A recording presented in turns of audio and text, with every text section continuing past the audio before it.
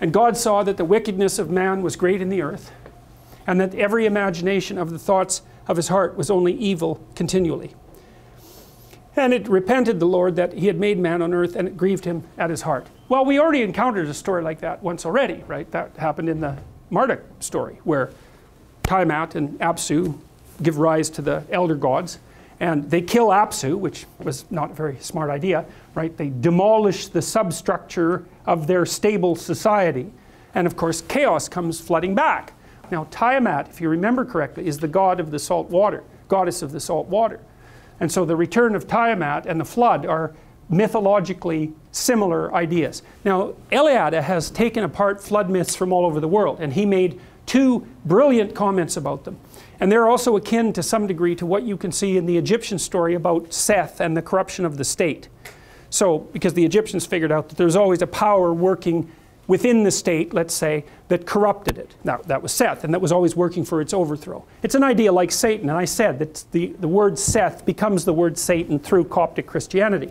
So the Eliade's idea was this, that things fall apart of their own accord merely because they age. That's the first motif in the flood story. And that's only to say that if you build something, it decays. If you build something and you just leave it the hell alone, it will soon not work, right? And that's entropy. So one of the reasons that the flood always threatens is merely because of entropy. And you see that reflected in the Egyptian story, because one of the reasons that Osiris falls prey to Seth is because he's old. You know, he was a great hero when he was young and created the Egyptian state, like the men of renown. But now he's old, and it's worse, he's willfully blind. But that's the next thing.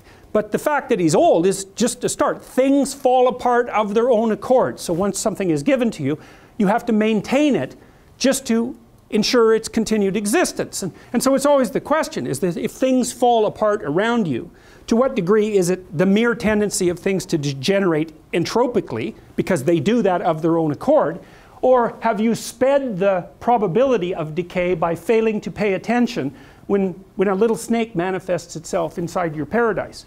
And it's always a question.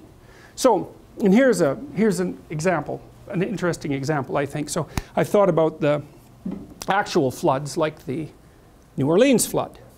Okay, so New Orleans is built where there are floods. Everyone knows that. And it's a major port in the United States. A huge part of American trade goes down the rivers to New Orleans. So there was a reason it was built where it was, even though it was a dangerous place to build it.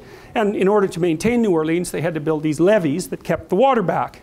The Army Corps of Engineers built the dikes in New Orleans to withstand the worst storm in 100 years. And they knew that was insufficient.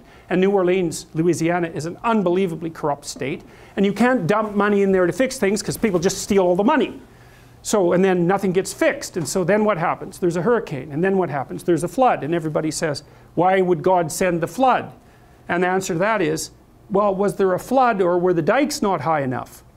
And that's what's so interesting, is that it's always, this is a great father versus great mother conundrum. If a system fails, is it because of the surround overwhelming the system, or is it because the system was insufficiently awake and doomed itself?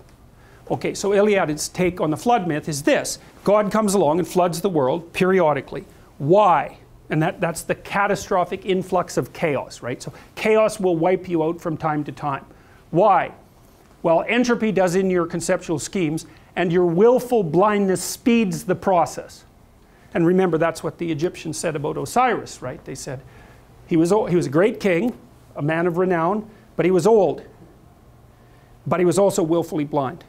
And it was the combination of his age and his willful blindness that allowed Seth to chop him up into pieces and depose him. So God's upset because he made man on the earth, and it grieved him at his heart. And God says, I will destroy man whom I have created from the face of the earth, both man and beast, and the creeping thing and the fowls of the air, for I repent that I have made them.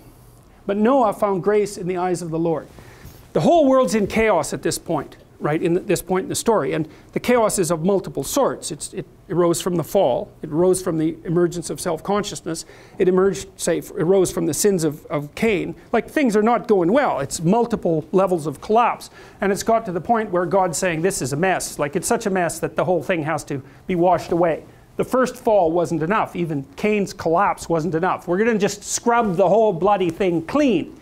So it's the ultimate in traumatic collapses. The question is, well, what do you do in the face of the ultimate in traumatic collapses? And the answer is in the story. So Noah is someone who finds favor in the eyes of God. So he's like Abel. There's something that Noah's doing right that's going to enable him to ride out the storm. And so the question, here it's the same question. Do you want to have a life where there's no storms? Or do you want to have a life where you can ride out the storms? That's the issue, right? Are you behind the dikes or do you build a boat? Do you captain the boat? That's the same idea. And so the idea here is that the thing that rides out the chaos is the thing that builds and captains the boat. It's another dominance hierarchy idea. What should be at the top? Well, it's the top of something that doesn't get flooded out as well. What should be at the top? Well, it's to be the boat builder and to be the captain of the boat. It's not to be hidden from the flood, precisely. Noah found grace in the eyes of the Lord. Why? Well, Noah was a just man and perfect in his generations, and Noah walked with God.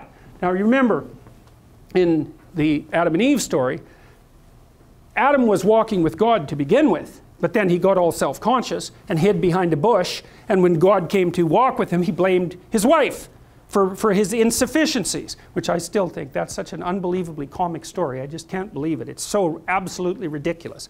But that's exactly what happened. Well, you have Noah here, and Noah's like another counterpart to some degree to Cain.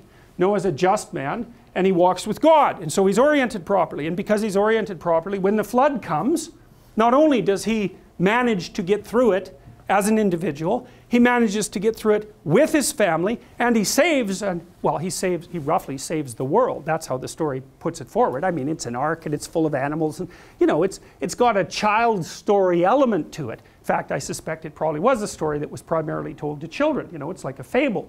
But it's a fable with punch, like the Pinocchio story is a fable with punch. It's like, well, yeah, there's going to be a flood.